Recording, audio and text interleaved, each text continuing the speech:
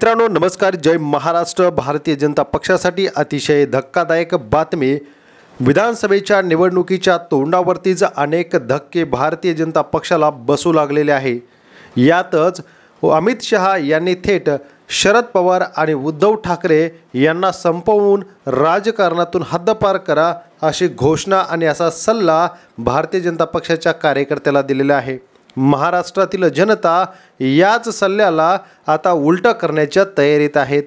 भारतीय जनता पक्षाला ज्या सेनेने मोठं केलं, आज त्याच सेनेच्या आणि ठाकरेंना संपवण्यासाठी संपूर्ण ताकद भारतीय जनता पक्षाला लावावी लागते।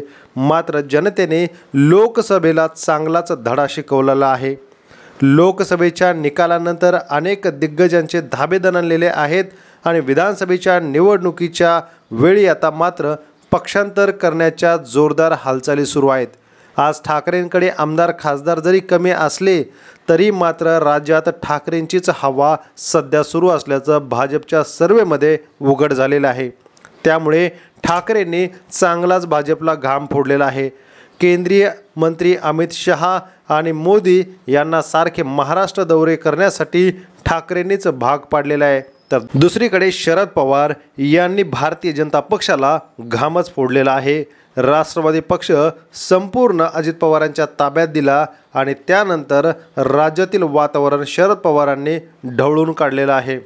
महाराष्ट्रातील राजकारणातील जनतेने सुद्धा ठाकरे आणि पवारांच्या मागे खंबीरपणे राहण्याचं ठरवलेलं आहे।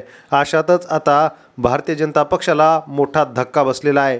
मधुकर पिचड आणि त्यांचे पुत्र हे दोघेही आता पुन्हा एकदा घर वापसी करण्याच्या तयारीत आहेत। मधुकर पिचड राष्ट्रवादी पक्षाचे प्रदेशाध्यक्ष राहिलेले आहेत। त्यातच अकोले विधानसभा मतदारसंघामध्ये या ठिकाणी अजित पवारांचे आमदार विद्यमान आहेत आणि याच गोष्टीमुळे अनेक वेळा पिचड यांनी शरद पवारांची भेट घेऊन भाजप सोडायचा आहे अशी विनवणी केली होती।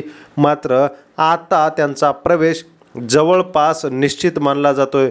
त्यामुळे अहमदनगर जिल्ह्याचं राजकारण पुन्हा एकदा बदलून या ठिकाणी भारतीय जनता पक्षाला मोठा धक्का बसणार आहे।